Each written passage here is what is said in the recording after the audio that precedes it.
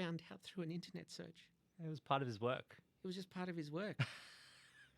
He thought it was a chore.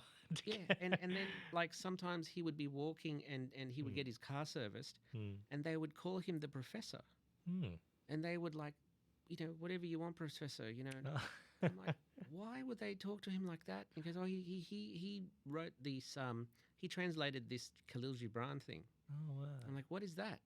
I looked it up. So there was a Lebanese poet called Khalil Gibran, and apparently he had a lot of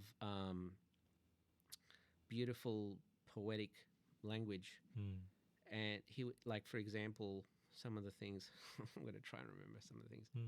Marriage is a blessed crucifixion. I think that's one of the things he said. And one of the things, another one of the things he said was, ask not what your country can do for you, but what you can do for your country. Someone used that nice line. Yeah. But he brought that book over to the English-speaking world. Well, he wasn't the only one, but he was one of the few that did that. Yeah, nice. And even famously, that Norman Schwarzkopf, General Norman Schwarzkopf from Operation Desert Storm, he had a copy of that book at his bedside.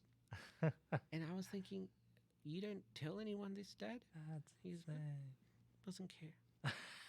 Imagine if if you were able to like bring all aspects of him back, like in terms of everything online, everything he's ever said, all the sort of emails and messages, and then create an avatar of him that speaks in that same voice that you can interact with. Like, would you do it? Well, there's one thing about him that I really didn't understand for a long time. And that is we couldn't even go to a movie, couldn't go to holidays. He saw it as a waste of time. He didn't really know how to have fun and relax because he worked so hard for so long, his whole life. It wasn't, he didn't even develop the way to actually relax. Live. Yeah. Yeah, he didn't live life like, every single day. Make the most of it.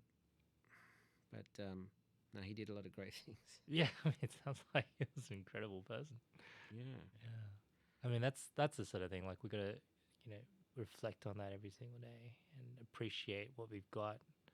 And the fact that we have an opportunity now to preserve that, like make sure humanity continues on, this subjective experience continues on, that we are able to continue to enjoy it. Doesn't matter if the robots do all the sort of work that is possibly out there. We can still do what we love, right? Still find that passion. We do what we love, and they do everything else. Exactly. It's the perfect combination. That's right. And so let's hope they don't wipe us out, and make sure it's aligned to what we want, right? Why would they wipe us out? Yeah, well, that's the thing, right? It's the building the highway over the ant colony issue. So we want them to keep curious.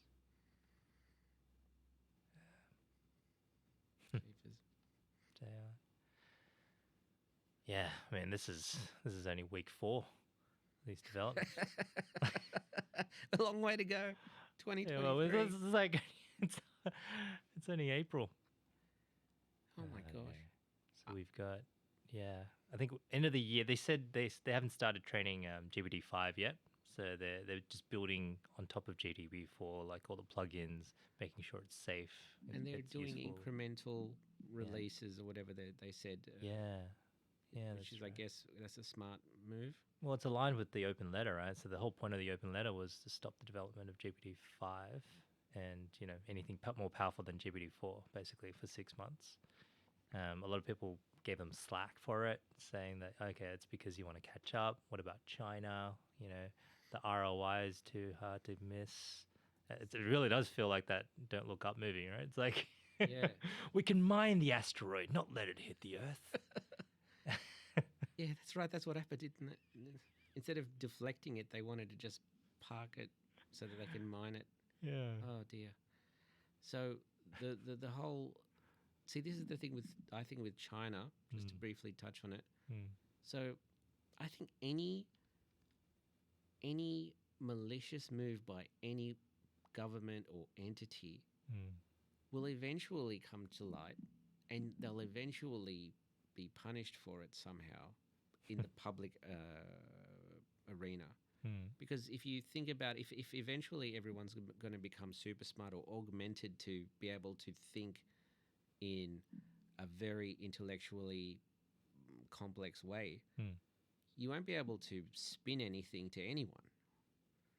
Yeah. There won't be a way to spin it. You won't Mm. be able to hide your nefarious plans. Motives. Yeah.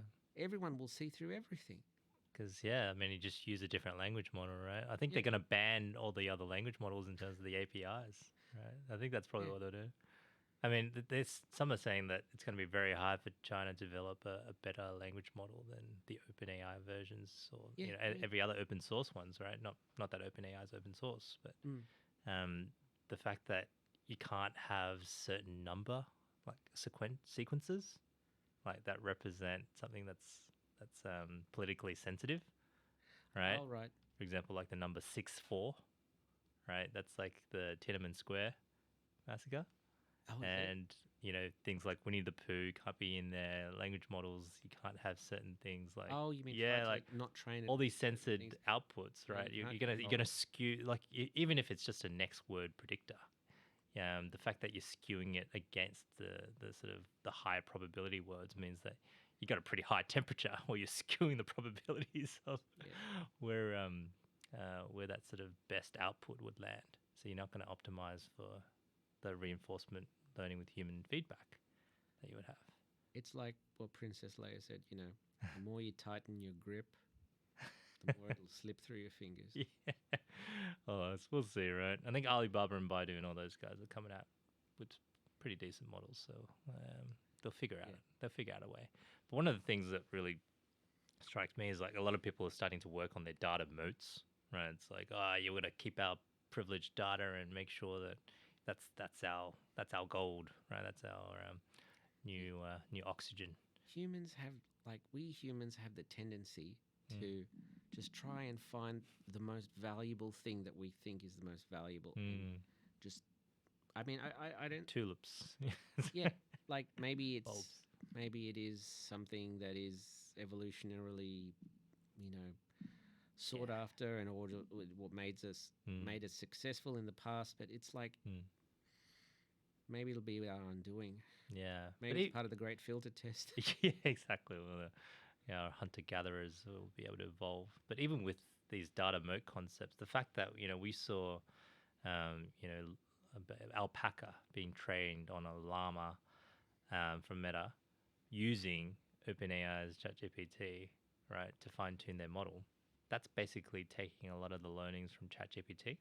So in terms of what's in their data moat Did they do of the this? reinforcement learning. This was for the 7 billion or Yeah, the the 13 7 billion? billion, yeah, for alpaca. So they used, I thought they took the weights. yeah, they took the weights as well from Meta, but combining that with and trained it and fine tuning it with ChatGPT, Is this right? for So that's 13 how you're billion? able to circumvent that data moat because you're using like 52,000 examples from ChatGPT in terms of the prompts and the feedback to train your own model. Right. And that's how you could almost like a teacher. You're learning from the teacher. You might not ever be as good as the teacher, but you can learn from many other teachers. That eventually you get sort of a better general view of the world, so that you surpass the knowledge of the original teacher. So that's one way you can put how you can get around the data mode of that sort of specialized knowledge, privileged knowledge in there. Right. Yeah. I see. Whoops. Yeah. Let me just pause.